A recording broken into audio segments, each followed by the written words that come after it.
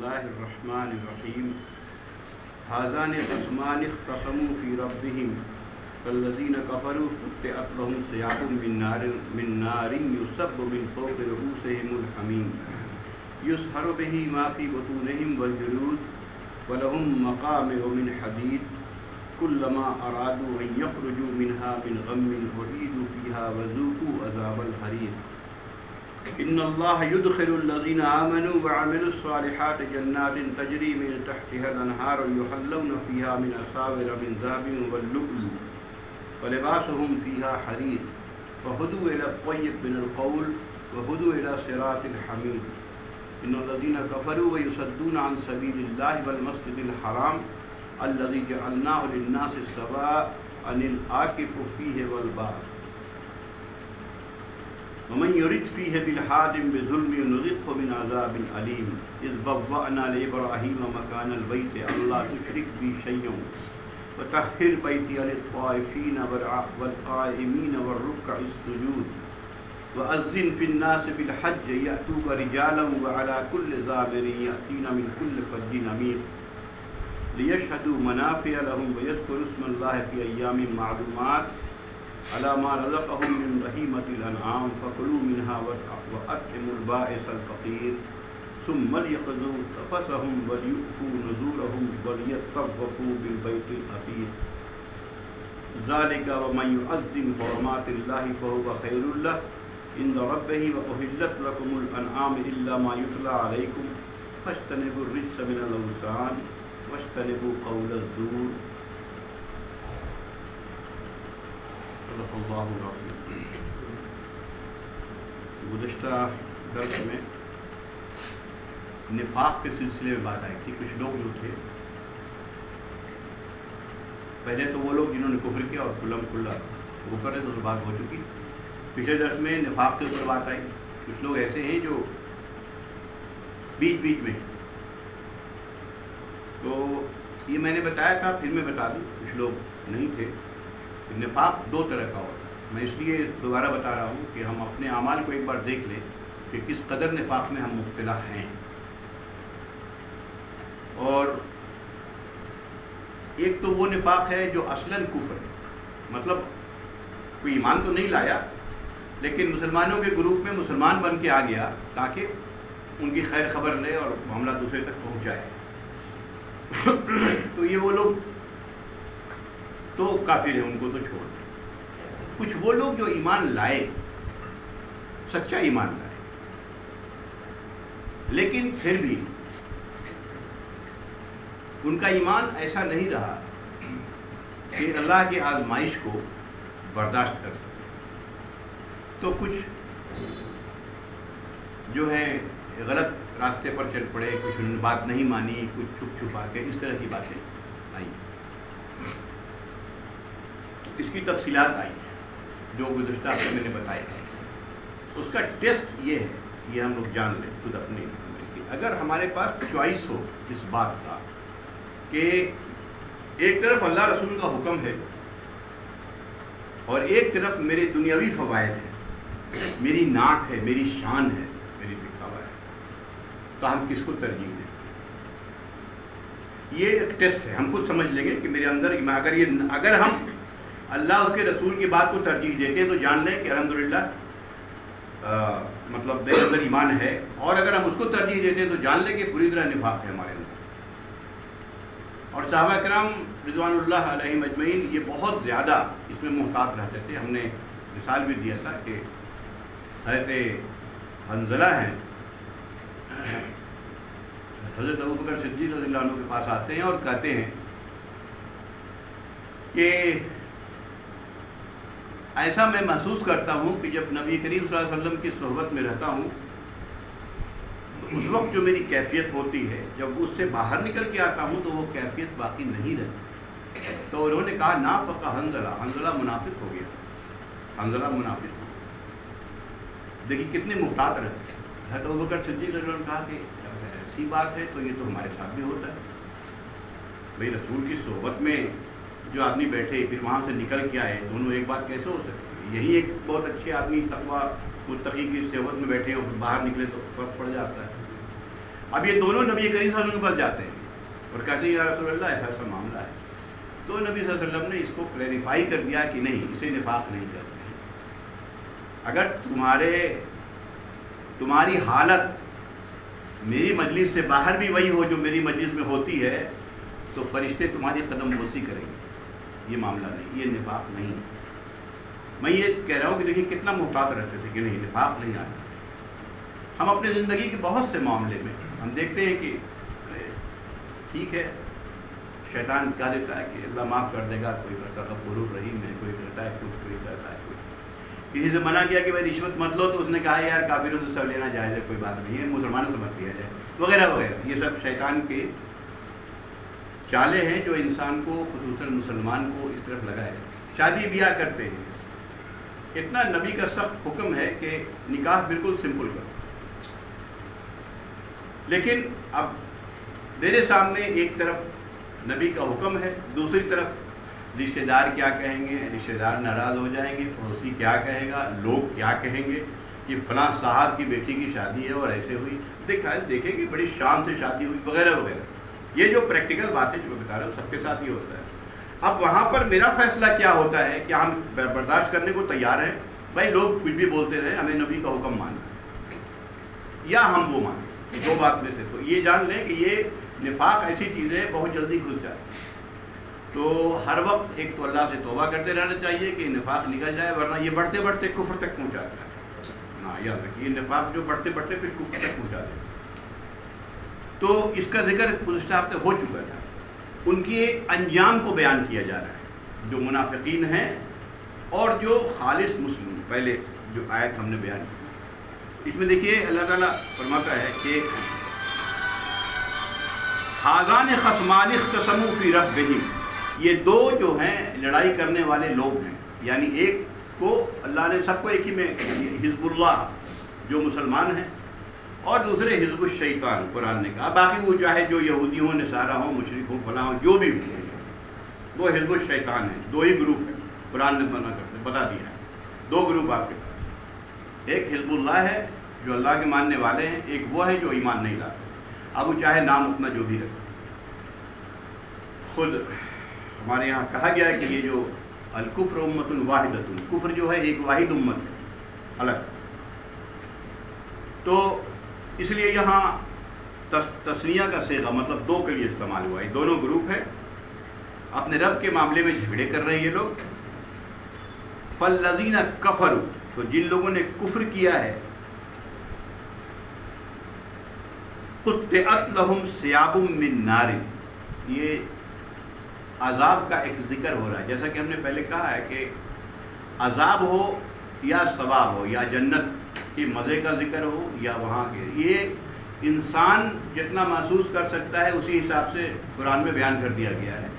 ورنہ حدیث میں نبی کریم نے فرمایا کہ نہ کوئی تصور نہیں کر سکتا کہ جہنم میں کیسا عذاب ہوگا، اور تصور نہیں کر سکتا کہ جنت میں اس کو کیا ملے. یہ تصور سے باہر کی چیز ہے. ہمارے تصور میں جو بات ہے وہ اللہ تعالیٰ اتنا جو انسان جانتا ہے. تو اس میں دیکھ لیجیے یہ ہے ہاذان خصمان، یہ فالذین کفروا جن لوگوں نے کفر کیا، قطعت لہم ثیاب من نار، ان کے لیے آگ کے کپڑے تراشے جائیں گے. ٹھیک ہے. قرآن میں من القطران کا بھی لفظ ایک جگہ ہے، جو اصل قطران کہتے ہیں گندھک وغیرہ کو عربی میں، مطلب ایسا ہوگا جو انفلیمیبل ہوگا، آگ فوراً اس میں بہت تیز پڑے گا. یہ تو یصب من فوق رؤوسہم الحمیم، اور اوپر سے ان کے اوپر گرم پانی ڈالا جائے گا. اوپر سے ان کے اوپر گرم پانی ڈالا جائے گا.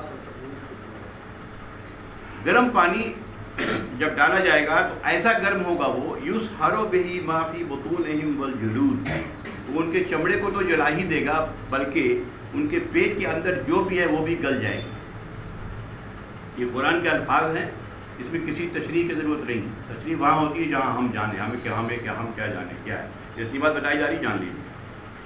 وَلَهُمْ مَقَامِعُ مِنْ حَدِيدٍ، مقامے کہتے ہیں ہیمر کو، حدید کہتے ہیں لوہے کا ہیمر کو. كُلَّمَا أَرَادُوا أَن يَخْرُجُوا مِنْهَا مِنْ غَمٍّ، تو جہنم کے اس پریشانی سے، اس عذاب سے جو بھی بھاگنے کی کوشش کرے گا، جب بھی اعید فیہا، تو اسی کے ذریعہ مار کے اس کو پھر واپس کریں گے فرشتے، اور اس نے کہا جائے گا ذوقوا عذاب الحریق، اب چکھو آگ کے عذاب کا مزہ۔ تو یہ جہنمیوں کے بارے میں یہ ہے، وہ لوگ اس میں سب آ گئے جو نفاق، جن کو کفر تک پہنچا گیا یا جنہوں نے منع کر دیا۔ ان اللہ یدخل الذین آمنوا وعملوا الصالحات، اور جو لوگ ایمان لائے اور عمل صالح کیا، اللہ ان کو داخل کرے گا ایسی باغ میں جن کے نیچے نہریں بہ رہی ہوں گی۔ ہم نے بتایا کہ بار بار قرآن میں اس کا ذکر ہے، اس کا کیا مقصد ہوتا ہے میں بتا چکا ہوں آپ لوگوں کو۔ یحلون فیہا من اساور من ذہب واللؤلؤ، اب انسان جتنا تصور کرتا ہے کہ ایک بادشاہ کو دیکھ کے کہ بادشاہ کیسا پہنتا ہے، اس سے زیادہ تو کچھ ہو نہیں سکتا، تو یہاں ذکر کر دیا اللہ نے کہ ان کو سونے کے کنگن پہنائے جائیں گے، جیسے بادشاہ پہلے پہنتے تھے، اور موتیوں کے ہار، بادشاہ سب پہلے زمانے کے وہ لے کے گھومتے تھے۔ وَلِبَاسُهُمْ فِيهَا حریر، اور ریشم کے لباس ہوں گے جو یہاں مرد کے لیے حرام ہے اس دنیا میں۔ وَهُدُوا إِلَى الطَّيِّبِ مِنَ الْقَوْلِ، ہدایت ہو گئی ہے ان کو قول طیب پر، یعنی لا الہ الا اللہ محمد رسول اللہ پر۔ وَهُدُوا إِلَى صِرَاطِ الْحَمِيدِ، اور ان کو ہدایت ہو گئی ہے اس راستے کی جو اللہ رب العزت، جو ساری صفات، جو تعریف والا ہے، وہ حمید ہے، اس کی طرف۔ یہ دو انجام بیان کر دیا۔ سو یہ یہاں اس سورت کی تمہید، انٹروڈکٹری پارٹ ختم۔ جیسا کہ ہم نے کہا ہے کہ اب یہ اشارہ ہے، اب یہاں سے حج کے لیے باتیں شروع، سورہ حج ہے یہ، وہ اس لیے ہو رہی ہیں، یہ بے ربط نہیں ہے۔ اب اشارہ اس لیے کر دیا، پہلے تو بتا دیا کہ جو کر رہے ہو تم لوگ غلط کر رہے ہو، لیکن یاد رکھو کہ نبی تو میرا یہاں سے چلا جائے گا، ہم ہجرت کرا دیں گے، لیکن یہ حرم اور کعبہ جو ہے یہ ابراہیم کی وراثت ہے، اور ان کے صحیح راستے پر خود نبی کریم صلی اللہ علیہ وسلم ہیں، اس لیے یہ وراثت ان کو واپس ہو گیا۔ یعنی اشارہ دے دیا فتح مکہ کا، مفسرین نے لکھا ہے کہ اشارہ دے دیا فتح مکہ ہوگا۔ اب چونکہ حج کی بات آ گئی، اس سلسلے میں قرآن کا یہ انداز ہے، اس سے بہت سے مسائل آ گئے جو میں کچھ بیان کر دوں گا، اور یہ چلے گا ایک دو اتوار۔ ان الذین کفروا، یہ جان لیجیے کہ صلح حدیبیہ میں بھی راستہ روک دیا، نبی کریم صلی اللہ علیہ وسلم صحابہ کرام کو کرنے نہیں دیا۔ جب آپ لوگ ہجرت کر گئے تو کر دیا گیا کہ بھائی ہم اب مکہ میں تو ان کو گھسنے نہیں دیں گے، اور مسجد حرام میں نہ ان کو عمرہ کرنے دیں گے نہ ان کو حج کرنے دیں گے، یہ مکے والوں نے طے کر دیا۔ تو اس کی مسجد حرام کی حقیقت بیان کیا جو کیا ہے، اسے بہت سے مسئلے ہیں۔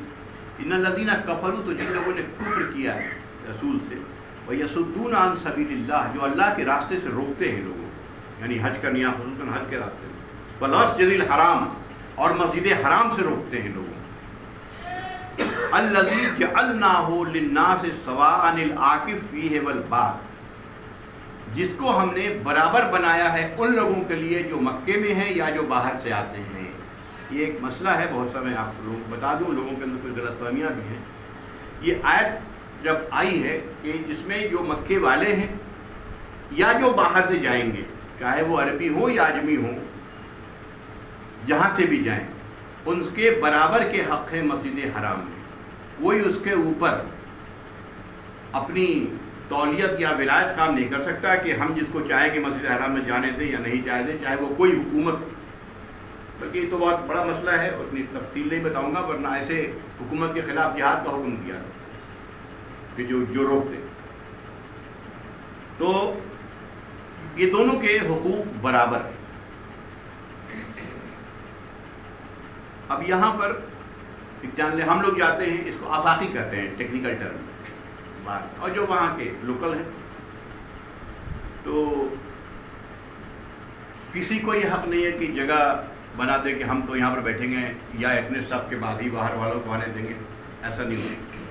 جو جہاں جائے، وہ مسجد کامن ہے تمام امت مسلمہ کے فرد کے، چاہے وہ کہیں کے رہنے والا ہو اس زمین۔ نمبر 1۔ نمبر 2 یہ کچھ ائمہ کرام نے، یہ میں تفصیل تھوڑی سی اس لیے بتا دوں کہ لوگ یہ مسئلہ ہم سے پوچھتے رہتے ہیں کہ مسجد حرام سے کیا مراد ہے. تو قرآن میں بہت جگہ مسجد حرام سے مراد پورا مکہ ہے، نہ صرف وہ مسجد جہاں ہم لوگ طواف کرتے ہیں. اس میں کتنے لوگ حج کیے ہوئے ہیں؟ کچھ لوگ ہیں جو حج کیے ہوئے ہیں، اس میں آپ کر چکے. تو نہیں، میں اس لیے بتا رہا ہوں کہ کچھ باتیں اس بتائی جائیں گی تو زیادہ سمجھیں گے اچھی معاملے میں. تو اب اگر پورا مکہ لیا جائے مانیے، لیکن بہت جگہ قرآن میں مسجد حرام سے مراد مکہ ہے، چونکہ پورا حدود حرم پورا مسجد حرام ہی ہے. تو اس میں اگر مکہ لے لیا جائے یہاں پر جیسا کہ امام مالک نے لیا ہے، تو ان کے حساب سے مکے میں کوئی بھی کرائے پہ گھر حاجیوں کو نہیں دے سکتا، ان کو فری میں دینا، وہاں سب کا حق برابر ہے. مطلب یہ مسئلہ لوگ بار بار پوچھتے ہیں کہ وہاں کرائے لیتے ہیں تو غلط کرتے ہیں، یہ کرتے ہیں وہ کرتے ہیں، جانتے ہیں. لیکن یہ مسئلہ صرف امام مالک تک محدود ہے، اور انہوں نے تمام مفسرین باتیں 3 ائمہ تو ویسے امام احمد بن حنبل، امام ابو حنیفہ اور امام شافعی اور دیگر اہل حدیث علماء تمام نہیں، اس سے مراد وہ نہیں ہے. اور اس کے بڑے دلائل ہیں کہ بھئی کوئی بھی اپنا گھر ہے جو مکہ میں اس کی ملکیت ہے، اور امام مالک ملکیت کو ڈینائی کرتے ہیں، وہاں کسی کی کوئی ملکیت نہیں، یہ بات. تو لیکن ان کا کیونکہ بات ہمارے سماج میں کچھ پھیل جاتی ہے، ادھر سے سن لیا کچھ ادھر سے سن لیا، اس کے بعد درجے کا اظہار پھیلاتے ہیں. ایسا نہیں ہے، اس لیے کہ خود حضرت عمر کے زمانے میں لوگوں نے مکے میں گھر خریدا اور انہوں نے بھی گھر خریدا. تو خریدنے کا مطلب ہی ملکیت ثابت ہے، ابھی تو خرید رہے ہیں، نہیں تو خریدنے کا کوئی معاملہ نہیں ہوتا. اور اس لیے یہاں اس سے مراد صرف مسجد حرام ہے. ہاں، امام ابو حنیفہ نے اتنا ضرور لکھا ہے کہ اگر کسی کو اللہ نے آسائش دیا ہے، کافی زمین ہے، تو یہ ایک زیادہ فضیلت کی بات ہے کہ دے دے کہ بھائی رہ لو، ایک الگ بات ہے، ایک الگ چیز ہے. تو یہ مسئلہ کلیئر ہو گیا کہ ایسا نہیں کہ وہ حرام کر لیتے ہیں. اگر کوئی اپنا گھر کرائے پہ لگا دیتا ہے اچھے ٹائم میں تو کوئی حرام کا معاملہ نہیں. نمبر 1. نمبر 2 یہ کہ اگر جیسے ہوٹل بنا کے لیتا بھائی، تو اگر زمین ہی تک محدود رکھے تبھی تو ہوٹل میں تو ساری آسائش آپ کو، اے سی دیتا ہے، گدا دیتا ہے رہنے کا، تو اس آپ کو فیسلٹیز تھوڑی فری ہیں. تو یہ باتیں غلط ہیں جو لوگوں نے پھیلائی. ہم نے سب کے لیے برابر، ہاں مسجد حرام کے اندر یہ حق برابر ہے. کوئی یہ نہیں کر سکتا جیسے ہمارے دوسری جگہ کہیں پنڈت لوگ ہوتے ہیں، فلاں ہوتے ہیں، یہ سب کوئی معاملہ نہیں. وہاں تو بس ٹھیک ہے، جو بھی جہاں چاہے گا، جو پہلے آئے گا وہ آگے صف میں رہے گا، نماز پڑھے گا، جیسے عام مسجدوں میں، وہاں کسی کا کوئی حق نہیں. یہ چونکہ قریش یہ جانتے کہ یہ سب سے زیادہ بات قریش کو یہی کھلی تھی کہ اگر یہ، چونکہ اسلام کا جب نام آیا تو لوگ سب سمجھ رہا تھا یہ معاملہ یہیں تک رکنے والا نہیں ہے توحید تک، یہ معاملہ یہاں تک آئے گا، حرم تک. اور حرم میں سقایا، پانی پلانے کا، رفادہ، یہ سب کچھ وہ ہوتے تھے ان کے پوسٹ، عہدے. تو رفادہ جو تھا نا وہ ابو لہب کے پاس تھا، اور رفادہ مال والا ہوتا، جتنا چڑھاوا وہاں آ جائے سب مال والا ہوتا تھا، اس کا بہت غبن کرتا تھا. تو اس کو تو سب سے زیادہ پرابلم ہو گئی، ابھی تو سارا مال ہی چلا جائے گا، پوری روزی روٹی چل رہی اس پر. اس لیے یہ سارے معاملات آئے سامنے. تو اللہ نے سب سے پہلے مسجد حرام کا اسٹیٹس بتا دیا کہ تمام مسلمانوں کے لیے ایک ہے، کسی کو حق نہیں ہے کہ مسجد حرام سے روکے اور اپنی توجیت قائم کر لے، ہم جس کو چاہیں گے آنے دیں گے، جس کو نہیں چاہیں گے نہیں آنے دیں گے. ایسا نہیں ہوتا.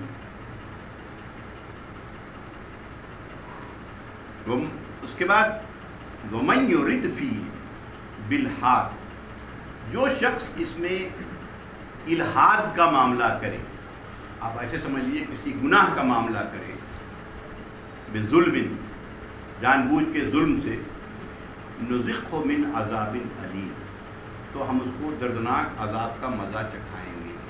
یہاں ایک بہت اہم بات ہے جس کو جان لیجیے. عام طور پر ہمارے حجاج کرام جاتے ہیں، ہم نے جو محسوس کیا ہے خود میں نے اپنی کتاب میں لکھ دیا ہے، پتہ نہیں 2019 میں آئی تھی، اس میں کیا آپ نے، تو میں نے جو دیکھا تھا جو وہاں، تو جیسے مسجد حرام سے باہر نکلتے ہیں، یاد رکھیے گا کہ آپ حدود حرم میں، حکم حدود حرم کا وہی ہے جو مسجد حرام کا ہے خصوصی طور پر، بالکل حکم. اب غور کیجیے قرآن کیا کہہ رہا ہے. یہ حدیث سب نے سنی ہوگی کہ جب کوئی بندہ گناہ کرتا ہے، گناہ کا ارادہ کرتا ہے تو اللہ اس پر پکڑ نہیں کرتا. پھر جب گناہ کرتا ہے تب بھی پکڑ نہیں کرتا کہ شاید وہ توبہ کر لے، اور جب کر لیتا ہے پھر بھی انتظار کرتا ہے کہ توبہ کر لے. جب نہیں کرتا ہے تو اس کے لیے ایک گناہ لکھا جاتا ہے. اب یہاں سنیے، وَمَن يُرِدْ بِالْحَا، جس نے ارادہ بھی کیا تو ہم اس کو دردناک عذاب کا مزہ چکھائیں گے، کرنا تو دور کی بات.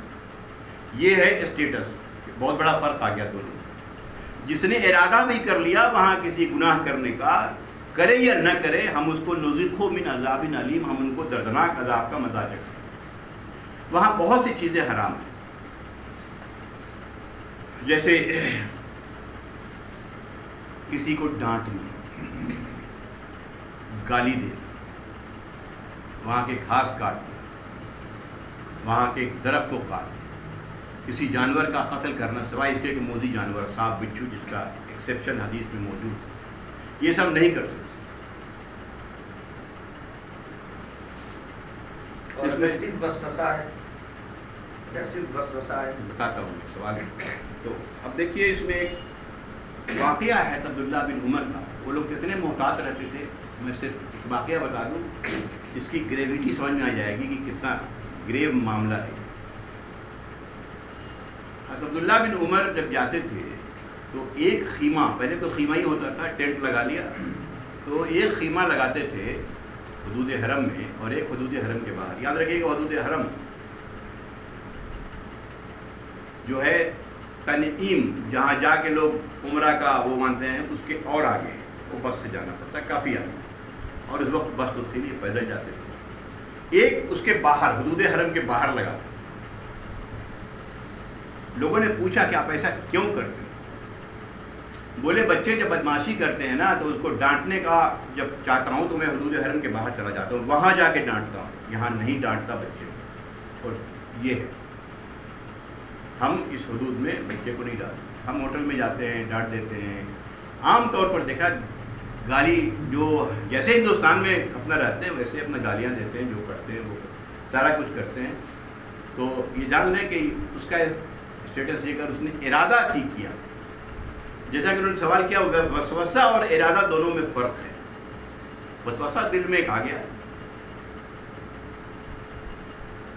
ہم نے اس کو جھٹک دیا، کیونکہ ارادہ کا مطلب ہوتا ہے کہ ہم نے ڈیسائیڈ کر لیا کہ ہمیں یہ کام کرنا ہے، ہمیں کسی کی پاکٹ مارنا ہے، سپوز کریں ہم نے ارادہ کر لیا. اب ماریں یا نہ ماریں ہم گناہ گار ہو جائیں گے، اور سخت گناہ ہے. تو یہ حدود حرم کا جو معاملہ ہے بہت سخت ہے. اور حدود حرم کا میقات سے شروع ہوتا ہے، حدود حرم کا میقات سے شروع ہوتا ہے. حدود حرم جو ہے نہیں، میقات تک نہیں ہے، میقات الگ ہے. میقات الگ ہوتا ہے اور حدود حرم الگ ہوتا ہے. تو جنہوں نے ایسا کیا تو ان کو ہم دردناک عذاب کا مزہ دیتے ہیں. یہ ایک مسئلہ یہ آتا ہے. اس کے بعد اب کہا جا رہا ہے کہ دیکھو ہم نے اس بوانا ابراہیم و مکان البیت، اس گھر کی جگہ پر ہم نے ابراہیم کو بسایا. اب بات بیان کی جا رہی، گھر کا اسٹیٹس بیان کر دیا، گھر کا یہ اسٹیٹس ہے، کوئی روک نہیں سکتا ہے. اور ارادہ بھی کر لے روکنے کا، دراصل تو اس میں ایک مسئلہ پورا بیان کر دیا. روکنے کا ارادہ بھی کر لے تو وہ گناہ ہے، سخت عذاب. اور اس لیے ہم نے یہاں بسایا تھا کہ اللہ تشرک بی شیئا، کہ میرے ساتھ کسی کو شریک نہ کرے، یعنی شرک نہ کرے. وطہر بیتی، اور اس گھر کو پاک رکھے، للطائفین، طواف کرنے والوں کے لیے، والقائمین، اور قیام کرنے والوں کے لیے، والرکع السجود، رکوع کرنے والوں کے لیے، سجدہ کرنے والوں کے لیے اس کو پاک رکھے. یہ خصوصی طور پر یہ بات کہی گئی کہ چونکہ کعبے میں 360 بت تھے اور وہاں بت کی پوجا ہی ہوا. تو کہہ دیا کہ دیکھو یہ ہم نے جب ابراہیم کو لا کے بسایا تھا تو اس مقصد کے لیے بسایا، اور وہاں ابراہیم علیہ الصلوۃ والسلام جب دے کے گئے تو وہ پورا ایک توحید کا سینٹر تھا جو قائم کر گئے۔ اس کے بعد ایک زمانے کے بعد میرے خیال میں عیسیٰ علیہ السلام کے آنے کے تاریخ یہ بتاتی ہے کہ کچھ پہلے نبی کریم صلی اللہ علیہ وسلم کا تو 570 AD تھا، اس کے اور پہلے تھوڑا سا ایک شخص تھا، اس کا نام تھا عمر بن لحی، یہ شام گیا اور وہاں دیکھا کہ لوگ جو ہیں بتوں کی پوجا کرتے، تو اس کو بڑا اچھا لگا، یہ وہاں سے بت لے کے آیا۔ یہ پہلا شخص ہے جس نے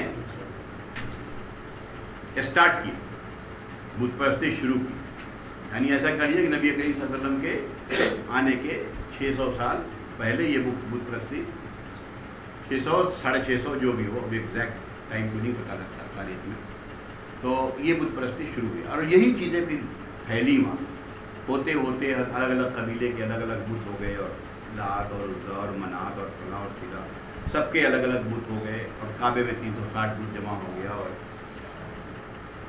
اس کو جسٹیفائی کرنے کے لیے حضرت اسماعیل علیہ السلام کی مورتی بنائی گئی، ابراہیم علیہ السلام کی مورتی بنائی گئی، اور ان کے ہاتھ میں تاش کے پتے بھی دے دیے گئے۔ یہ آتا ہے اس میں جو نبی کریم صلی اللہ علیہ وسلم اس کو توڑ رہے تھے تو یہ کہہ رہے تھے کہ لعنت ہو ان کم وقتوں پر، ان بزرگوں نے کبھی جوا نہیں کھیلا اور اس کو توڑا۔ جعل حق و وضحق الباطل جو آپ پڑھ رہے تھے اس وقت، تو یہ گھر کا مسجد حرام کا اسٹیٹس، وہاں گناہ کی انٹینسٹی اتنی شدت ہے صرف ارادہ کر لینے پر، اور تیسری بات اب اس گھر کو کس مقصد کے لیے بنایا گیا تھا کہ توحید والوں کے لیے وہ گھر ہے، جو لوگ وہاں آ کے اللہ کے گھر کا طواف کریں گے، قیام کریں گے، رکوع کریں گے، سجود کریں گے، نمازیں ادا کریں گے، جو بھی ایک یہ معاملہ ہو گیا۔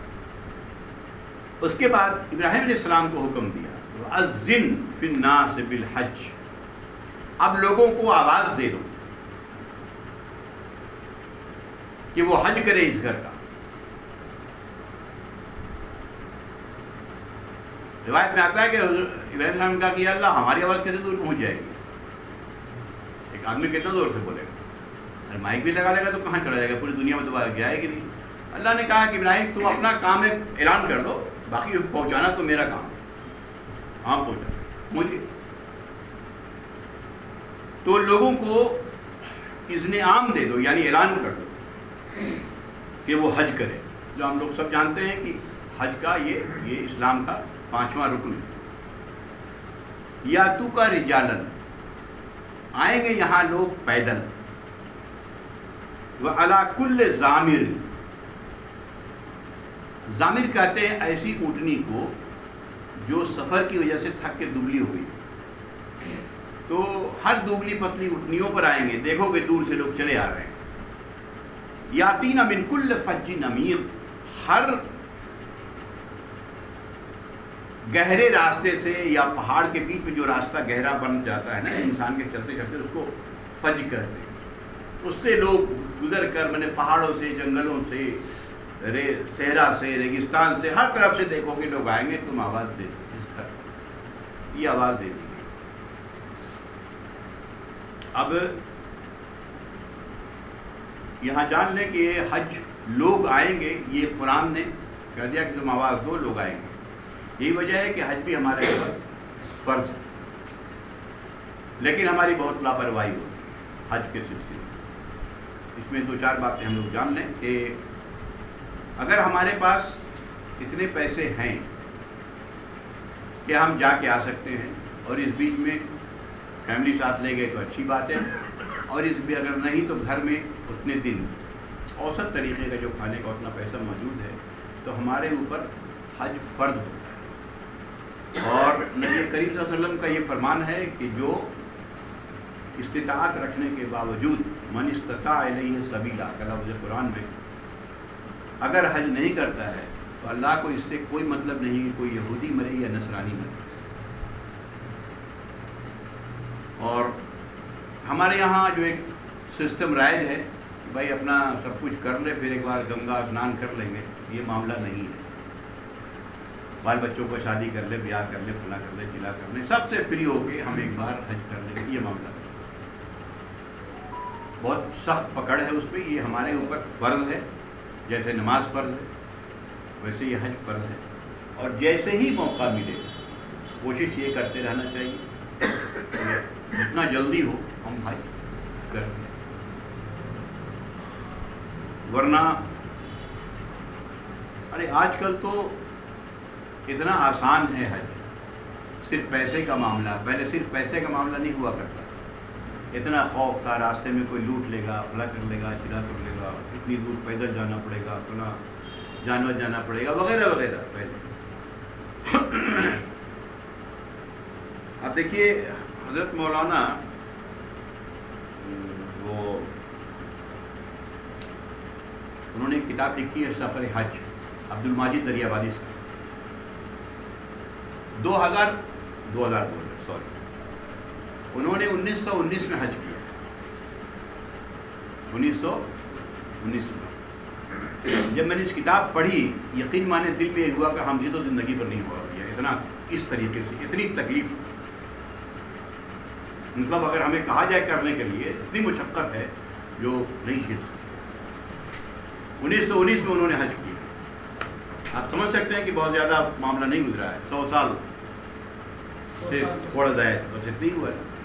تو پہلے لوگ کتنا کیا کرتے تھے، اب تو 5 گھنٹے میں پہنچ گئے، 6 گھنٹے میں پہنچ گئے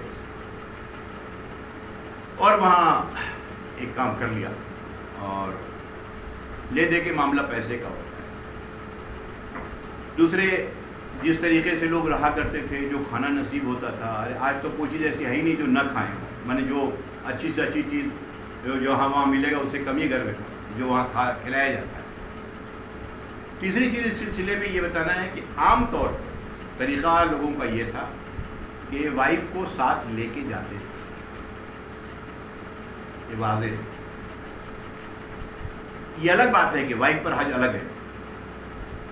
چاہے ہسبینڈ کے پاس 10 آدمی کو حج کرنے کا پیسہ ہو، وائف پر حج فرض نہیں ہو جب تک کہ اس کے پاس اپنا مال نہیں ہو، چاہے والد کی طرف سے حصے بھی مل گیا ہو جو خرید جس کو کرتے ہیں لوگ، یا اس کو مہر اتنا ملا ہوا ہو جو اس کے پاس. ہاں اس کے لیے ایک شرط یہ ہے کہ جب وہ حج کرنے جائے تو ایک محرم ساتھ ہونا چاہیے. نہ ہو نبی کریم صلی اللہ علیہ وسلم کوئی ایسا سفر نہیں کرتے تھے جن میں ام المومنین ساتھ نہیں ہوتی تھی، یہاں تک کہ جنگ کا سفر پر لے کے جاتے.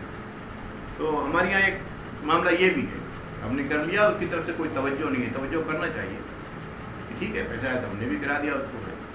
تو تیسرا مسئلہ جو ایک طرح کا آتا ہے اس سلسلے میں، مسئلے کہیں بھول بھال نہ جائیں، میں نے کچھ پوائنٹ نوٹ کیے تھے اور باقی تو میں نے بتا دیا ہے. اور 2 باتیں اور اس سلسلے میں، ایک جو ہمیں پریکٹیکلی بات آتی ہے کہ حج ہو یا عمرہ ہو، اس کے لیے مکے میں دخول کے لیے احرام فرض ہے. بغیر احرام کے حالت کے مکے میں داخل نہیں ہو سکتے، یہ بڑا گناہ. اب رہا یہ سوال آیا جو ہمارے فقہا کے درمیان جب مسئلہ جب اٹھاتے ہیں تو لوگ یہ مسئلہ کہ جیسے اب کوئی ایسا ہے جس کو بزنس کے تحت سال میں 4 بار آنا جانا ہوتا ہے، یا کوئی ٹیکسی ڈرائیور ہے مکہ کا، وہ سواری لے کے جاتا ہے جو حدود حرم سے باہر دن بھر میں 5 ٹرپ کرتا ہے.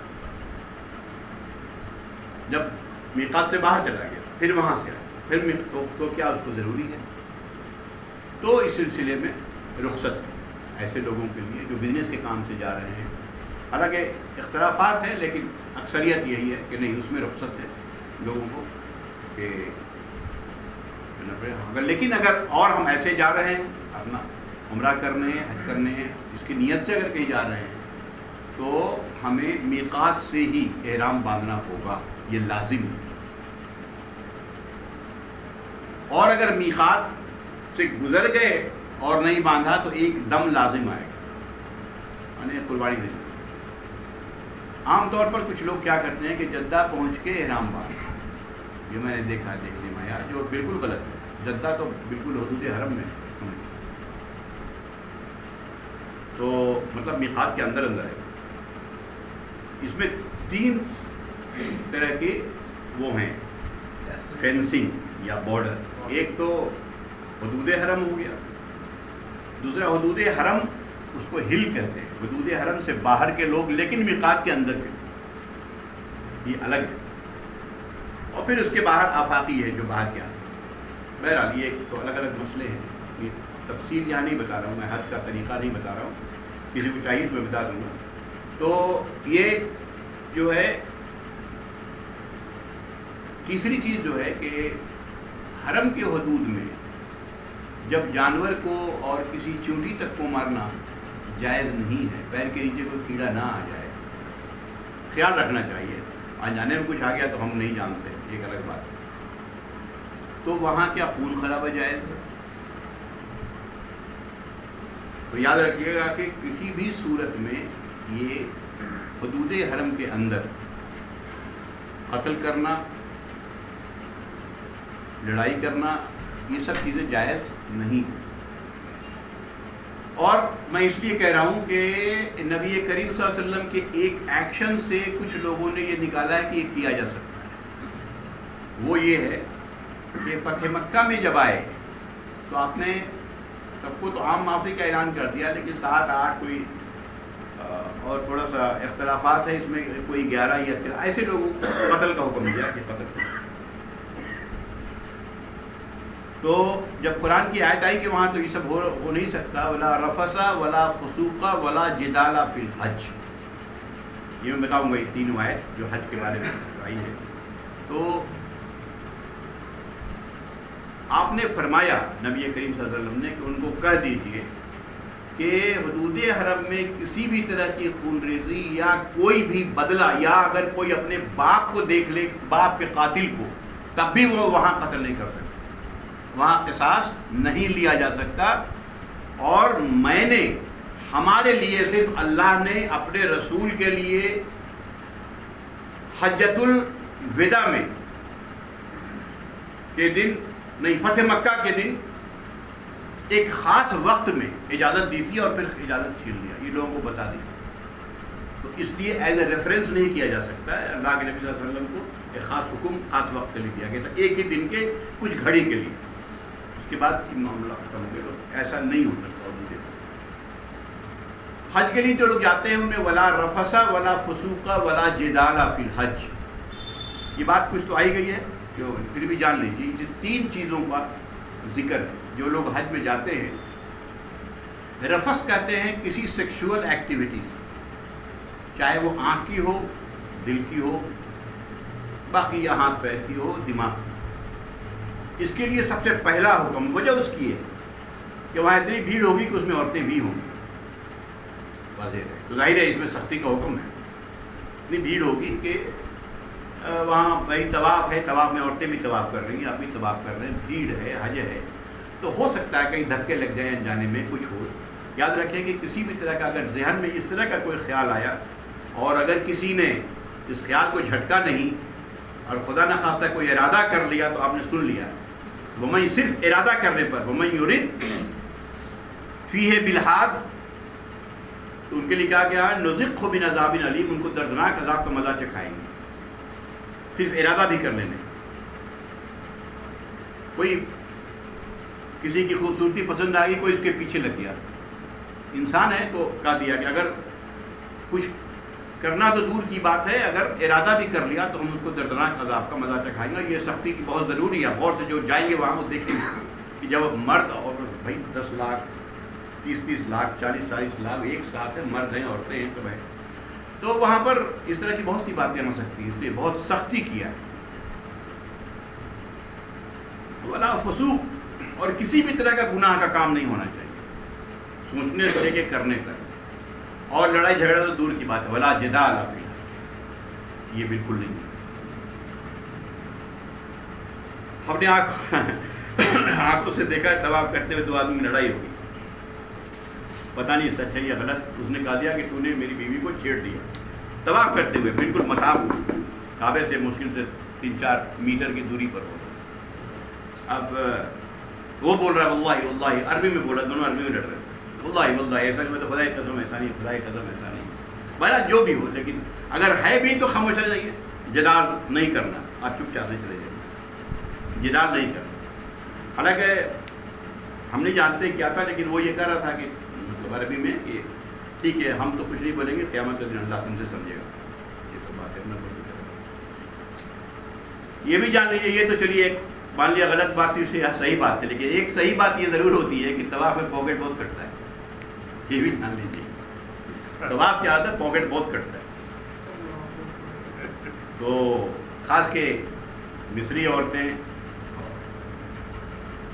ادھر افریقن لیڈیز جو ہوتی ہیں، یہ لوگ زیادہ تر اس میں ایکٹیو ہیں، اس کا بھی خیال رکھنا بہت ضروری ہے۔ ارے جو دن رات وہیں بیٹھا ہوا اس کے ثواب کی وہ اہمیت ہی نہیں دیتا، یہ بات ہوتی ہے، لیکن جان لیجیے کہ